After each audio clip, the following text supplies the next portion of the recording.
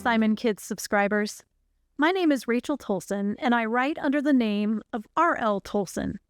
I'm the author of The First Magnificent Summer, Something Maybe Magnificent, The Colors of the Rain, The Woods, and my latest book, The Unforgettable Leta Lightning Laurel.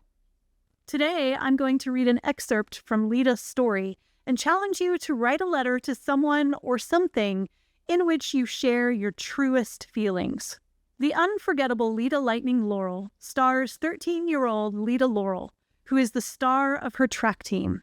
She runs the 400-meter dash. She's a big sister who often has to play second mom to her sister Amelia, and she's a problem solver. So when she finds out her mom's financial struggles are even worse than she'd thought, she hatches a plan that she's sure will bring her dad home.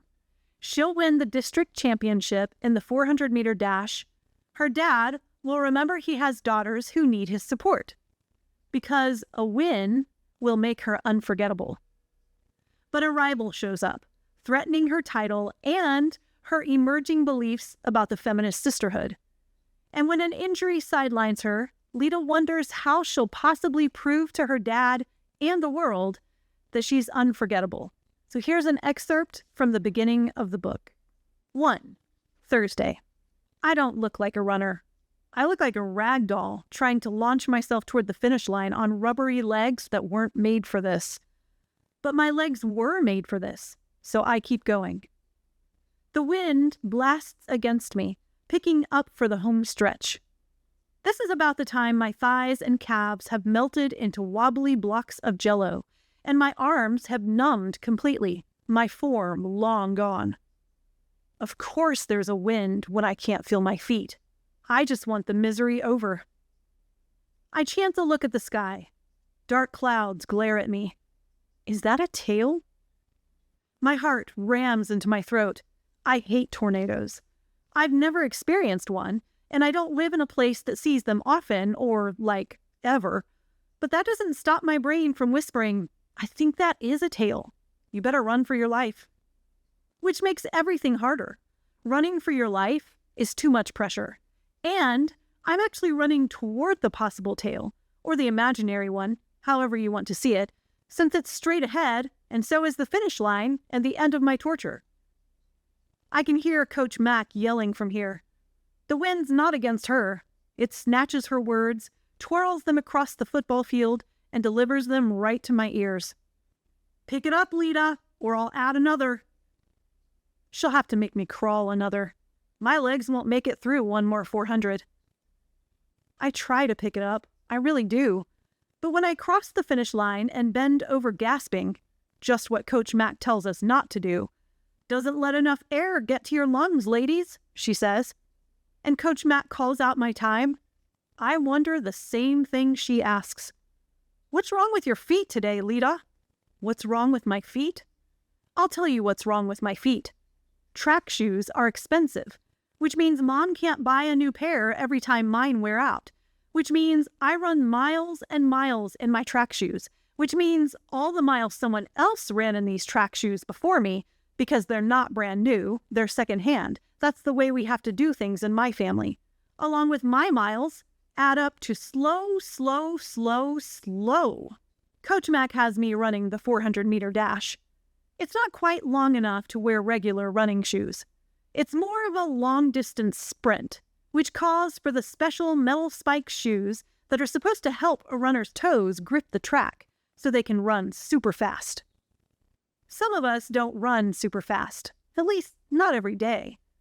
I'd like to remind Coach Mac of that right now, when she's looking at me like I'm some alien who stole Leta Laurel's body and is now pretending she can run. Sometimes we're tired. Sometimes our feet don't work. Sometimes we have terrible shoes. I'm practicing today in my track spikes because our next meet is Saturday. Coach Mac likes us to spend our last practice before our meets in the shoes we'll wear for our race. The spikes on track shoes should be sharp. Mine are so dull, you might mistake them for one of those thimbles Mom wears when she's sewing the hem of my pants, which have to be let out every month or so. Let me see those shoes, Coach Mac says.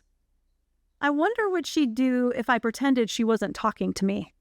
But since she'd probably make me run another 400, and my legs are already fried, I stop and lift up a foot. "Give me the shoe, I mean," Coach Mac says, rolling her eyes. I almost say, "But it's really stinky." But I decide she gets what she deserves. I pull it off and hand it to her. She wrinkles her nose before turning it over. She clicks her tongue and shakes her head. "Well, now I see why my star runner can't seem to do more than lumber like a deranged giraffe." She doesn't mean that, does she? A couple of girls giggle. They're no friends of mine. They're girls who can afford the kind of shoes that should make them faster if they had any kind of running talent. That's mean. I shouldn't say it. But at least the words stayed in my thoughts instead of hurtling out my mouth.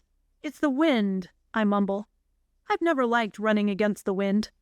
Why can't our school build an indoor track?" I know why. It's because all the athletics money goes to football. Surprise, surprise. It's not fair, but it's also not unusual. You pick any school in Texas, and it's the same football is king story. Good spikes would help against the wind. I know this. I stare at the ground. "Get yourself some new spikes before this weekend's meet," Coach Mac says. Doesn't she know that's easier said than done? Track spikes aren't in the budget. Unless Dad magically decides this week is the week he'll start sending Mom some money from his out-of-town job that doesn't seem to pay much. But since he hasn't done that in 3 years, I think it's probably unlikely. I do believe in miracles, just not that kind. "Yes, ma'am," I say anyway, and my chest pinches up tight, which is what happens any time I think about Dad and the silence and what it might mean. Coach Mac hands back the shoe, but not before wrinkling her nose again. "And try some baking soda inside." She waves a hand in front of her nose like she's trying to get rid of something foul. A dead skunk in the middle of the road when it's 99 degrees out and the air conditioner is blasting on high so the dead smell gets caught in the car and you'll never get it out.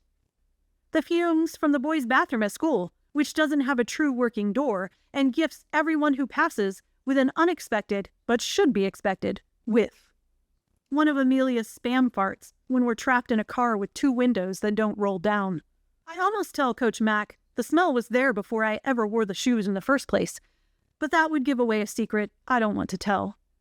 I'm just glad she didn't notice the giant layer of superglue I applied to the flapping sole this morning, which does not seem to work as well as it advertised. I sigh and wriggle my foot back into the shoe, feeling a little like one of Cinderella's ugly stepsisters. How is a girl supposed to run in shoes that don't fit? Shoes that flap? Shoes that can't grip any better than the seal on one of those off-brand sandwich bags Mom has to buy because they're cheaper and we're on a tight budget. Writing is one of the many tools we can use to process our emotions and express our deepest feelings. So let's write a letter to someone who, or something that recently caused a big emotion in us. That emotion could be anger or fear or sadness or joy or love or hope. Maybe you can write a letter to a test you feel afraid to take, or a favorite pen you lost that you really want to find, or a friend who made you feel like you could fly, or a parent who made you so mad you wanted to stomp and slam your door because they wouldn't let you play Smash Bros. For 5 more minutes. You don't have to give this letter to anyone. Keep it for yourself. Just the act of writing down your feelings makes them feel a little less intense. Thanks for listening to this excerpt from the Unforgettable Leta Lightning Laurel. For more videos like this, subscribe to the Simon Kids YouTube channel and come back often. Have an unforgettable day.